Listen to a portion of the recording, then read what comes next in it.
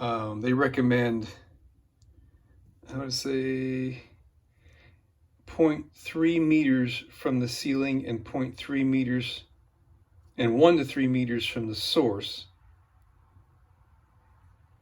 If it's LPG, that's for natural gas. If it's LPG, which is propane, 0.3 meters from the floor and 1 to 3 meters from the gas source. So I'm closer to the floor than they recommend, and I'm also closer to the source than they recommend, but that's the best I'm going to do. It doesn't indicate anything about the orientation. So let me show you what I got here. This thing's got a button on the side, reset or something. I don't know, I haven't read the instructions.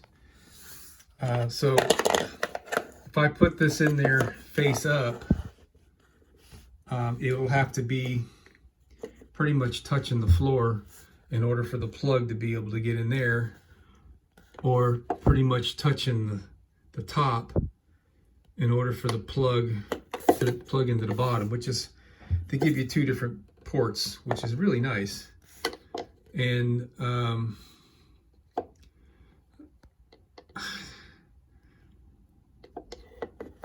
I installed the bracket so the thing will be sideways.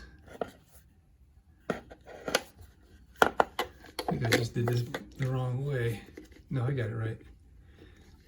Gotta find the hole there. You put it in there like that, and you turn it. It's in. I can still reach the button. And there's the plug. So I can plug USB power right into the side. So I probably could have installed this vertical, but that's pretty sweet. And the wire that they give me, that they included, is long enough that I got it going through a hole in the back of this cabinet. It's going across the bottom of the range on the floor. And then we've got a hole in the bottom of this cabinet down there. And let's see how much slack we've got. Okay, so that's it. It's not long enough to reach, but that's okay, because we're going to extend the 12 volt power down to meet that. And we're going to use this little guy to convert 12 volts to the power that we need. So the advantage for my application, what we're doing here, using the 12 volt power, let me pull a little bit back here so we got some slack. 12 volt power is, I've always got 12 volt power here, as long as I don't completely drain my house battery. But AC power can come and go if I trip a breaker, or I have an overload on my inverter or something. So I feel safer running this off of my DC power, which is cool. So for this guy, I'm going to get a little bracket clamp deal to clamp this securely. And I'm thinking about soldering wires to these tips rather than spending the $10 for another one of those connectors and adding potential for a connection issue. So I'm going to have this guy installed pretty much down there at the floor. Let's see how much space we have. Yeah, I've got space. So when this is all the way in, oh yeah, down there at the very bottom, the drawer doesn't go down that far. So we can even attach this to the floor if we wanted to. But I'm thinking we're going to attach to that piece of 1x4 right there, which is part of the cabinet.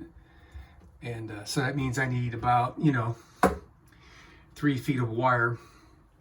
I'm going to open that up now and pull the wires out on that so we could see what connection we have to make. And I think I already know what I'm going to do there. All right, here's what I got put together. I have some leftover wire. This is what, 16 gauge? Yeah, I think it's 16 gauge. This is good stuff that I bought. This is all the lighting in the bus. Overhead lighting is done with this. And so I soldered negative to the side and positive to the point. And I just went and tested this and nothing got damaged during the soldering process. So we're gonna wrap this up in tape to immobilize these wires so they can't deflect and will be much more resistance to breaking. Actually, I could have put heat shrink across that. Didn't think of that till just now. But that'll be fine. We're gonna wrap that up. I got a little clamp already I found that I'm gonna use. And we're just about done here. Okay. So this is what we've got. Got this little plastic clamp here holding that from shaking around. I guess I could have done better on that. Got this clamp here. Put this clamp on that. And we got a little blue light on that I guess you can't see. Little blue light indicator, but let's plug this in. Oh yeah, you can see light on the inside, the blue light right there. All right, I heard a beep. Look at that. Not beep, it's on. Means the thing turned on, I guess. I haven't read the instructions yet. So it's 79, 78, 77, 76. I guess it's timing down. I don't know what that represents.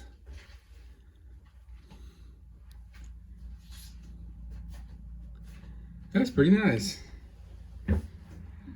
So let's go read the instructions.